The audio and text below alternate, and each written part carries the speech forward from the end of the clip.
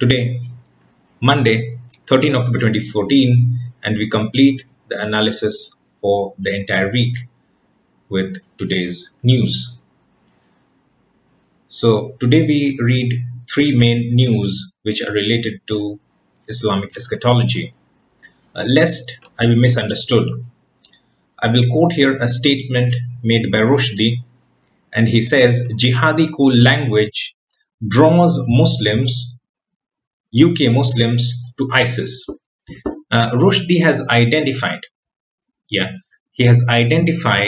Islamic extremism with the Salafist movement within Islam, globally backed by Saudi Arabia. Now, the problem is not this news.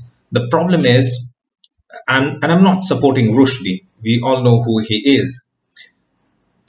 When he is able to identify that the problem is not Islam, but rather what he referred to as the Salafist movement within Islam, or what is otherwise known as the Wahhabist movement or the Wahhabism. If Wahhabism is a problem, and then to consider Wahhabism equal to Islam, and then to malign Islam, what sort of peanut logic is this? He must have got peanuts in his head to make such statements. So again, for your ease, let us summarize. He has identified the Salafist movement as the cause of Islamic extremism, which is otherwise known as Wahhabism, the ideology, the Wahhabism ideology. Now, if the problem is the Wahhabism ideology and not Islam itself, then suddenly to equate Wahhabism with Islam and hence claim that Islam is falsehood, this is a very strange logic, isn't it? Okay, so much for that news. And we know about Salman Rushdie. There's nothing in this address which should be taken in support of him. That would be utter rubbish, an assumption, an interpretation if you were to do so. We also read, woman leads Kurds in halting ISIS Kobani run. But the most important news for the day is Jihadi brides want to return to Austria. Now what's happening? From Austria, two girls, 15-year-old and 17-year-old, their names not being disclosed in this address, but you can read it in the newspapers. They wanted to join ISIS, and what the thought was they would become Jihadi brides, and in a sense they would serve Allah. Soon after joining ISIS, they became disillusioned by whatever was happening around them, and now they have even, it is said that they have even mentioned it to the parents that they want to return.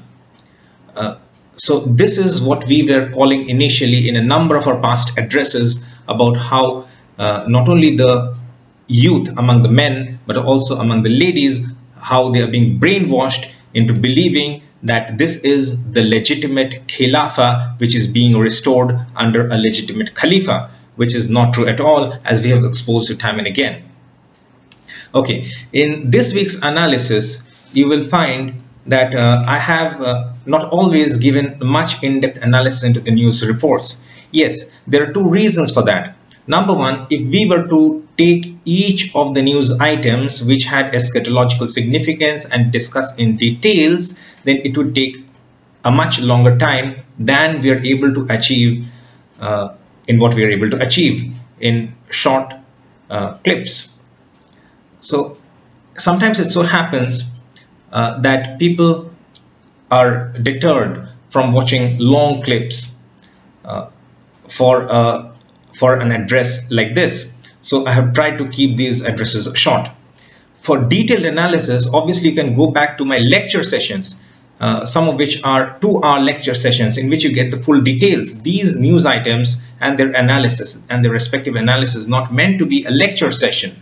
Sometimes you would find I'll just narrate a news and there is no analysis at all, and you would say that what is this? There is no analysis, and the videos are being called Islamic eschatological analysis of global events. Yes, some of the facts are repetitive in nature. I mean, the events and the incidents which are happening are repetitive in nature. At least the interpretation is easy to understand. I leave the interpretation and understanding to you. You should by now have become familiar with the analysis, and some of it is just being narrated as it is, and the interpretation is very easy after so much of analysis that has already gone into it.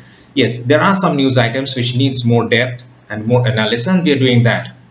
So that's it basically. Some of the news has been discussed in details, some in some details, and some just the news item has been reported. So you need to think yourself also about what's going on. This should not be taken as a spoon feeding sort of session. It should rather be taken as something which will force you or help you to think on your own terms, because you need these capabilities to understand and decode the reality for yourself, so that you will be convinced to the maximum extent.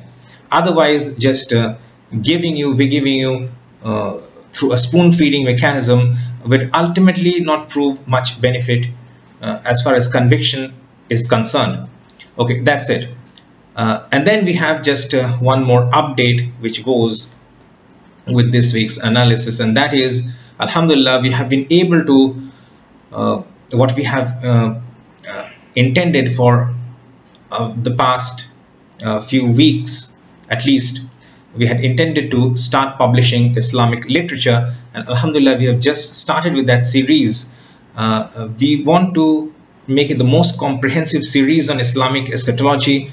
We are publishing some articles, and we are putting it on our website as well as on our blog, and obviously the videos will be in our channel, this YouTube channel, unless it is uploaded in turn in other channels, and you're free to do so. So please refer to our website, and more importantly our blog. We have already started publishing articles on Islamic eschatology. This is just an introduction. We are just starting with it.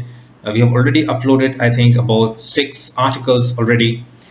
We want to make it the most comprehensive analysis of the subject of Islamic eschatology.